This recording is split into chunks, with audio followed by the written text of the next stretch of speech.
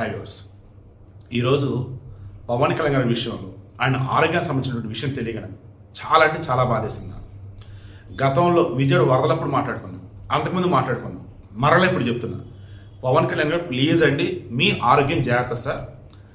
మీరు అనేవాళ్ళు బాగుంటేనే, ఆరోగ్యంగా ఉంటేనే ఏదైనా చేయగలుగుతారు.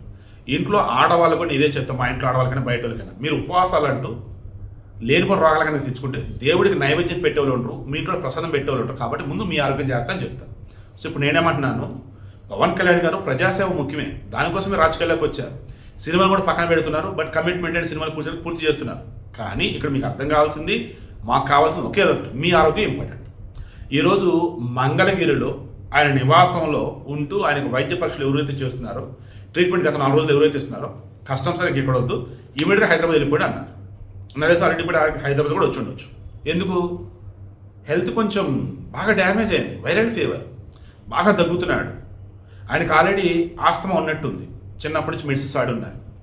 మధ్యలో కోలుకొని ఉండొచ్చు. రెసిస్టెన్స్ పవర్ బాగుంటే అదేం కాదు, రెసిస్టెన్స్ పవర్ ఏమైనా తగిన, క్లైమేట్లో ఏమైనా చేంజ్ వచ్చినా చుక్కలు చూపెట్టేది.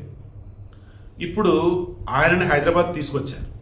హైదరాబాద్లో మన ఆసుపత్రి నుంచి ట్రీట్మెంట్ అందిస్తారా, మన కరోనా సమయంలో ఇంట్లో వచ్చినట్టు అలాగే ఉంచుతారా చూద్దాం. బట్ మెరుగైనటువంటి వైద్య సదుపాయాలు మంగళగిరిలో ఉన్నాయి, గుంటూరులో ఉన్నాయి, విజయవాడలో ఉన్నాయి.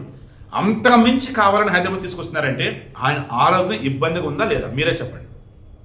హైదరాబాద్కి వెళ్తే మీరు నయమైంది, మీరు వెళ్ళండి పంపించారు డాక్టర్లు. ఇప్పుడు ఆయన ఎంత ఇబ్బందులు కూడా మన సోమవారం మొన్న అసెంబ్లీకి వచ్చాడు జ్వరంతో ఉండి అసెంబ్లీకి వచ్చి ప్రజల కోసం వచ్చేసి ఆయన ఉన్నాడు గవర్నమెంట్లో భాగంగా ఉండి. గవర్నమెంట్లో భాగంగా ఉన్నప్పుడు రాకపోతే ఎవరేమో అడుగుతారు. అటువంటి జగన్మోహన్ రెడ్డి ప్రతిపక్షంలో ఉండి ప్రజల తరఫున పోరాడుతున్న ఆయన, ప్రజల తరఫున ప్రశ్నించాల్సిన మనిషి, నా ప్రతిపక్షవాది ఇవ్వట్లేదు, నేను రాలేదని చెప్పేసి ఉన్నాడు.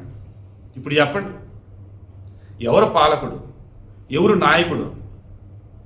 ఈ వైసీపీ వాళ్ళకి ఇంకా పవన్ కళ్యాణ్ అసలు కాలిగొని సరిపోతారు. అసలు వాళ్ళు పవన్ కళ్యాణ్ గురించి మాట్లాడుతూ ఉన్నారు. పవన్ కళ్యాణ్ గారికి ఆ దేవుడు అండగా ఉండాలి, ఆయన ఆరోగ్యం త్వరగా కుదుటపడాలి. ఇక్కడి నుంచి ఆయన రెసిస్టెన్స్ పవర్ ఇంప్రూవ్ చేసుకుంటూ సంతోషంగా ఆరోగ్యంగా ఉంటేనే ప్రజాసేవ గొప్పగా చేయగలుగుతారు. దయచేసి పవన్ గారు ప్లీజ్ సార్ హెల్త్ జాగ్రత్త.